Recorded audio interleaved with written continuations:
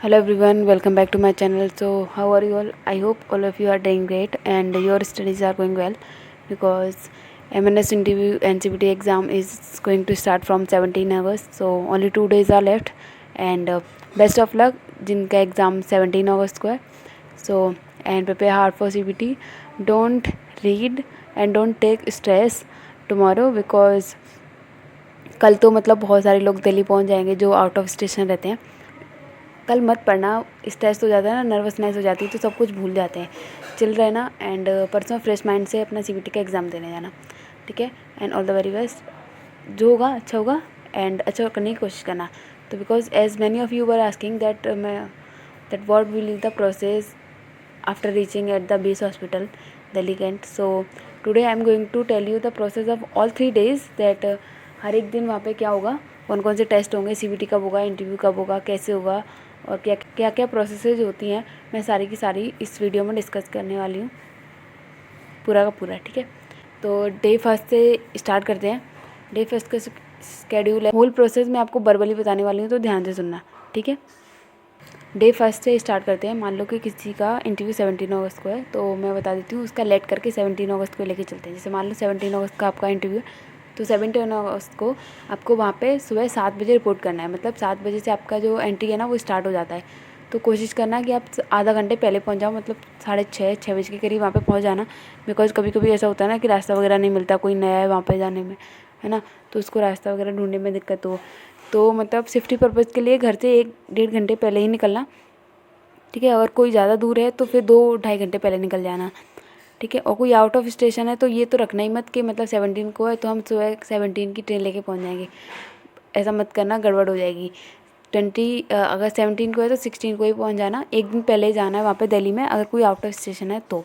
ठीक है, एंड 17 अगस्त को जैसे आप वहाँ रिपोर्ट करोगे ना, जैसे 7 बजे आपने रिपोर्ट किया, जो मैं बोल रही हूँ ना उसको केयरफुली सुनो. ठीक है, बिकॉज जो भी मैं बोल रही हूँ ना वो बहुत इंपॉर्टेंट है. तो सारी की सारी प्रोसेस मैं वर्बली आपको बताने वाली हूँ. मैं आपको मतलब ऐसे नहीं बता रही हूँ कि मतलब मैंने पूरा स्लाइड्स में निकाला. स्लाइड्स में तो मैंने छोटा छोटा लिखा हुआ है, मतलब शॉर्ट में कुछ लिख दिया है बाकी.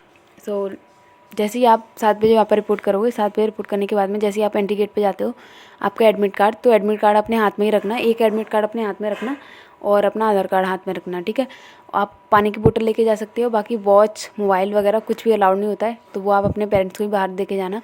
पानी की बोतल वो ट्रांसपेरेंट हो तो ज़्यादा अच्छा है. पानी की बोतल, admit card and Aadhaar card, वो आपको चेक करके एडमिट कार्ड और आधार कार्ड की डिटेल्स मिलाकर मैच करके आपको अंदर जाने के लिए अलाउ करते हैं. और वो जो मशीन होती है उससे मतलब सिक्योरिटी वगैरह चेक करने के बाद ही आपको अंदर जाने देते हैं. ठीक है, जैसे ही आप एंट्री लेते हो वहाँ पे सारे बच्चे जैसे ही एंटर हो जाते हैं.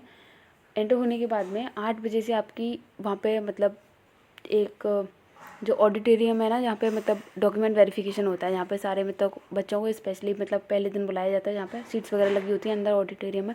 उसके बाहर ही मतलब छोटा सा एक हॉल, मतलब ग्राउंड बोल सकते हैं, छोटा सा ही है एक, जिसमें आपको क्यू में खड़े करेंगे वो. फिर आपकी काउंटिंग होती है कि कितने बच्चे प्रेजेंट हैं, कितने बच्चे एब्सेंट हो. ठीक है, उसी दौरान आपको वो बोलेंगे कि अपने सारे के सारे डॉक्यूमेंट ना अरेंज कर लो. मतलब कि एडमिट कार्ड, आपका मार्कशीट, आपका TC, आपका माइग्रेशन, है ना, passing certificate, regular certificate, NCC का सर्टिफिकेट अगर किसी के पास है तो SC ST का. तो ऐसा करना कि फाइल में घर से ही मतलब सारे के सारे डॉक्यूमेंट्स अरेंज करके अच्छे से जाना. ठीक है, एक कॉपी का पूरा एक सेट बना लेना जिसमें आपका सब कुछ लगा हुआ अरेंज हो. ठीक है, मैंने जो बोला है ना कि सेफ्टी पर्पज़ के लिए 2-2 कॉपी निकलवा के लेके जाना, फोटो कॉपी, बट एक कॉपी का पूरा सेट बना लेना जिसमें आपकी मार्कशीट हो, 11th-12th दोनों की, माइग्रेशन हो, TC हो और रेगुलर सर्टिफिकेट हो, करेक्टर सर्टिफिकेट हो. एंड अगर कोई स्टूडेंट NCC का है तो उसके पास NCC का सर्टिफिकेट हो एंड उसका एडमिट कार्ड हो, आधार कार्ड की फ़ोटोकॉपी हो, और हाँ इतना ही. ठीक है, पासपोर्ट साइज फ़ोटो लेके जाना है आपको, 10 लेके जाना है, वही वाले लेके जाना फ़ोटो जो आपने अपने एप्लीकेशन फॉर्म में अपलोड किए हैं. ठीक है, फिर उसके बाद में जैसे ही आप मतलब आपने सारे डॉक्यूमेंट जैसे ही आप अरेंज कर लेते हैं, फिर वो एक कर मतलब 1 बाय 1 आपको ऑडिटोरियम के अंदर भेजते हैं. वहाँ पर मतलब एक टाइम में एक ही बच्चा अंदर जाता है. ठीक है, क्योंकि एक टाइम में 2 जा सकते हैं अगर मतलब ज़्यादा हो. में MNS ऑफिसर लास्ट टाइम 2 गए थे एक बार में, बिकॉज अंदर 3-4 MNS ऑफिसर्स बैठे होते हैं.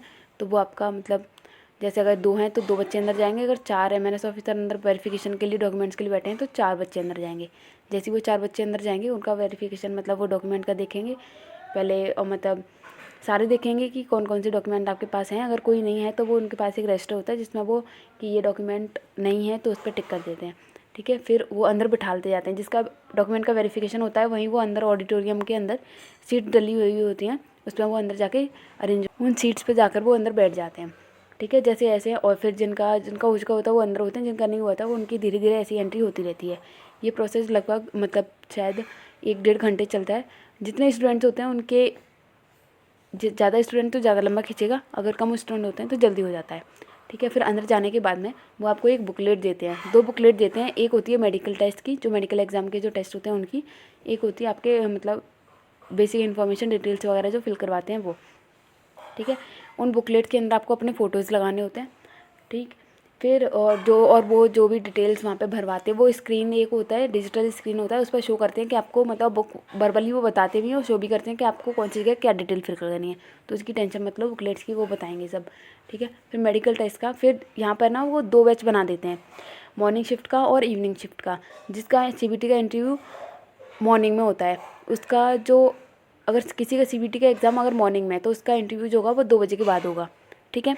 अगर किसी का CBT का इंटरव्यू 2 बजे के बाद है तो उसका इंटरव्यू फिर मॉर्निंग में होगा 12 बजे तक, ठीक है। तो ये इस तरीके से 2 शिफ्ट बनती है, जिसका मॉर्निंग में CBT उसका इंटरव्यू आफ्टरनून में, और जिसका आफ्टरनून में CBT उसका इंटरव्यू मॉर्निंग में। फिर वो लेके जाते हैं, जैसे मान लो कि अगर किसी बैच का जो CBT है वो मॉर्निंग में है, ठीक है, तो उनको तो वो CBT एग्ज़ाम के लिए लेके जाते हैं। बाकी जिनका इंटरव्यू जो है वो अगर इवनिंग में, ठीक है, या फिर मान लो कि किसी का CBT जो है वो इवनिंग में एंड मॉर्निंग में इंटरव्यू है, तो क्या करेंगे, जिनका भी मतलब प्रोसेस अगर वो CBT के लेके गए या फिर इंटरव्यू के लिए लेके गए, ठीक है। तो अगर मान लो कि किसी बच्चे को उन्होंने बोला कि अगर आपका इंटरव्यू अभी है एंड CBT आपका 12 बजे होगा या 11 बजे होगा, 11 बजे होगा, है ना, तो फिर वो उन बच्चों को क्या करते हैं, तो उनको तो वहीं छोड़ जाते हैं, ठीक है। और जिनका जो CBT है ना, और वो जब शाम की शिफ्ट में उनको लेके जाते हैं वो मेडिकल के एग्ज़ाम के लिए, उनका वो कराते हैं, ब्लड टेस्ट कराते हैं। पहला टेस्ट वो ब्लड टेस्ट कराते हैं, ब्लड टेस्ट कराने के बाद में फिर वो लेके जाते हैं उनका यूरिन टेस्ट कराते हैं। यूरिन टेस्ट के बाद में आपको ईयर के टेस्ट के लिए लेके जाएंगे, ईयर का टेस्ट होगा, उसके बाद में आपका आई टेस्ट होगा, आई टेस्ट के बाद में डेंटल चेकअप होगा आपका। इतने मेडिकल टेस्ट कराने के बाद में वो आपको वापस ले आएंगे, फिर आपका वो CBT कराएंगे। और CBT में अगर मतलब इंटरव्यू में अगर टाइम नहीं होगा तो आपका इंटरव्यू करा देते हैं वो, इसके मतलब जो टाइम होगा उसके हिसाब से। अगर इंटरव्यू में टाइम है तो फिर वो आपका CBT को आप मतलब आधा घंटे का CBT एग्ज़ाम होता है, उसमें आपको CBT करा देंगे, फिर आपका इंटरव्यू कराते हैं। ऐसे ही मतलब जो मॉर्निंग वाली शिफ्ट होती है उसका होता है, तो इसी तरीके से चलते रहते हैं, ठीक है। फिर उसके बाद में इस बीच में ना जैसे ये मतलब आप मेडिकल टेस्ट दे के आओगे ना, अगर आपके इंटरव्यू में टाइम है CBT में, है ना, तो फिर वो आपको आधा घंटे का 15-20 मिनट का ब्रेक देते हैं कि आपको अगर कुछ खाना पीना है तो आप कुछ खा पी सकते हो। हल्का फुल्का खाना होता है क्योंकि इसी दिन अल्ट्रासाउंड का टेस्ट और होता है, ठीक है। जैसे मॉर्निंग वॉक, जैसे किसी का मेडिकल टेस्ट हो गए, ब्लड हो गया, यूरिन हो गया, आई हो गया, ईयर हो गया एंड डेंटल चेकअप हो गया, उसका इंटरव्यू भी हो गया। अब इसका CBT बाकी है, तो फिर वो क्या करेंगे, आपको अल्ट्रासाउंड के लिए भेज देंगे, अल्ट्रासाउंड, एक्सरे और ECG। जैसे ही आप करके आओगे फिर आपका वो CBT का एग्ज़ाम करा देते हैं सेकंड वाली इवनिंग वाली शिफ्ट में, ठीक है। उससे पहले वो आपको 5-10 मिनट का ब्रेक देते हैं कि कुछ खाना पीना है तो आप कुछ खाना पी के आ सकते हो, ठीक है। फिर उसके बाद में होता है ऐसे ही मतलब मॉर्निंग और इवनिंग वाली शिफ्ट में होता है, तो मतलब आप फ्री हो जाते हो 5 बजे के बाद में।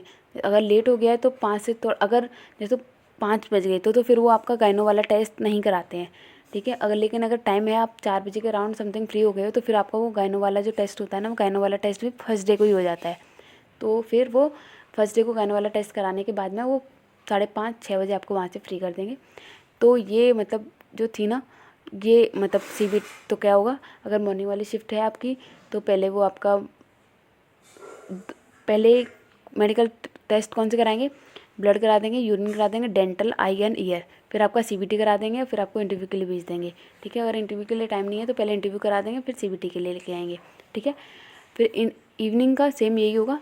इवनिंग का अगर जैसे इवनिंग में अगर आपका CBT इंटरव्यू है तो आपके सारे पहले मेडिकल टेस्ट जो होंगे वो सारे पहले हो जाएंगे, ठीक है। मेडिकल टेस्ट में भी पहले ब्लड होगा, यूरिन होगा, आई होगा, ईयर होगा एंड डेंटल चेकअप होगा। ये पहली शिफ्ट का मेडिकल टेस्ट है। दूसरी शिफ्ट में होते हैं आपके एक्सरे होते हैं, ECG होते हैं, अल्ट्रासाउंड वाले टेस्ट होते हैं। अल्ट्रासाउंड होता है आपका उसी दिन, इसलिए मैं प्रेफर करूँगी कि कुछ खाना पीना मत, सिर्फ पानी पीना, ठीक है।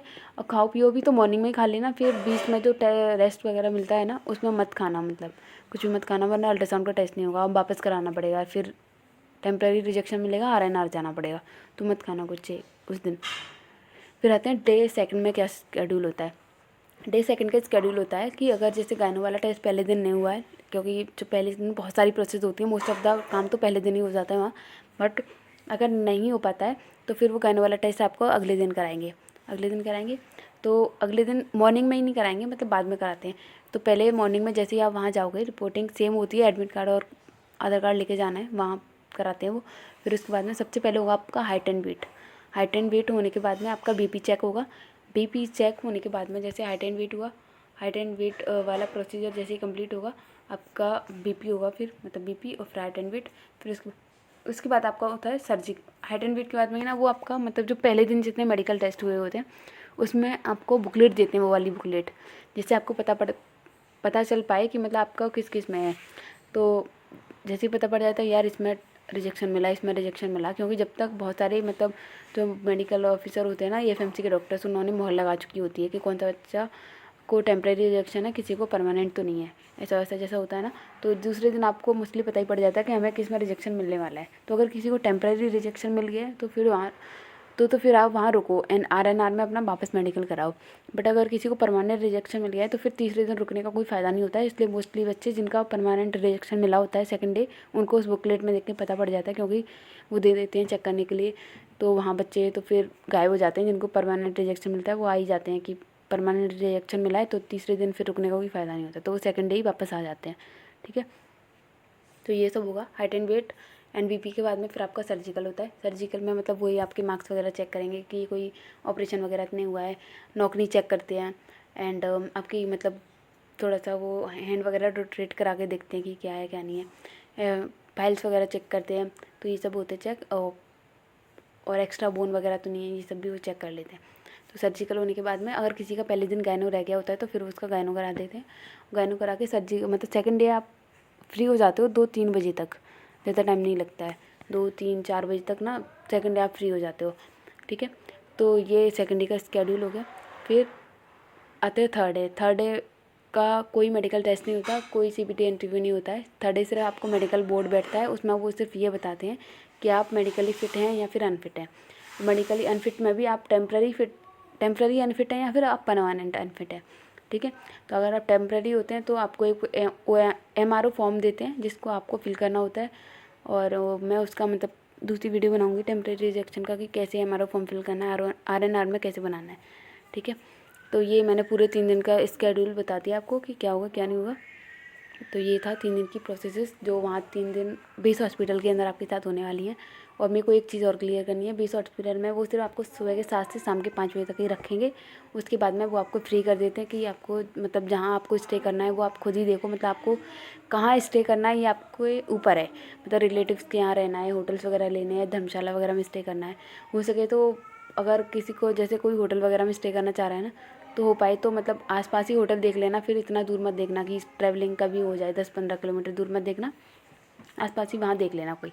ठीक है, तो ये सारी प्रोसेस ही अब मेरे को कब शायद अब आपको डाउट नहीं रहेंगे कि क्या क्या होगा उन 3 दिनों में। So that's all for today and if you any further doubt then let me know in the comment section, I will explain them all. मैं सोच रही थी कि मैं ना शाम को डेली 7 बजे एक लाइव सेशन किया करूँ, जिसमें आप मतलब आप डाउट्स बोलते जाया करो और मैं तुरंत की तुरंत उनको ना रिप्लाई करती जाया करूँगी। बिकॉज ऐसे ना मैं बना तो देती हूँ वीडियोज़, बट हो सकता है कि बहुत सारे लोग देखते भी नहीं हैं। तो मैं शाम को कल से लाइव सेशन किया करूँगी, तो जिसको कोई डाउट हो तो बता सकता है। और कल से ना लाइव सेशन करने का एक फ़ायदा ये और होगा कि जो बच्चे मेडिकल टेस्ट जैसे जिनका सीबीटी और इंटरव्यू 17 अगस्त से स्टार्ट हो रहा है, वो फिर वहाँ के ना क्वेश्चन भी बता पाएंगे अपने कि मतलब कौन कौन से क्वेश्चन आए हैं, कौन कौन से नहीं आए हैं सीबीटी एग्ज़ाम और इंटरव्यू में, कौन किस तरीके के क्वेश्चन पूछे गए हैं। तो जिसका है ना 17 अगस्त से, तो प्लीज़ करके ना आप बता दिया करना कमेंट सेक्शन में मेरे इस यूट्यूब चैनल पर कि कौन कौन से क्वेश्चन आए सीबीटी में एंड कौन कौन से, क्योंकि मेरे पास टेलीग्राम चैनल नहीं है तो वहाँ तो मैं मतलब डिस्कशन नहीं हो सकता। तो यहीं बता दिया करना कि कौन कौन से क्वेश्चन आए, किस तरीके के क्वेश्चन इंटरव्यू में पूछे गए, और कोई इस तरीके मतलब ये पूरा प्रोसेस मैंने आपको लास्ट ईयर के अकॉर्डिंग बताया, और इसके अगर हटके अगर कोई चेंज हो तो वो भी आप मेरे को बता सकते हो। तो इसलिए मैं कल से लाइव सेशन स्टार्ट कर रही हूँ कि जिसको कुछ भी पता हो तो वो बता सकता है। ठीक है, so that's all for today and thank you for watching this video. Please like, share and subscribe my channel if you have not subscribed yet. So thank you and take care, bye bye, and all the very best for your CBT exam and MNS. I hope all of you will achieve what you want. All the best, bye bye.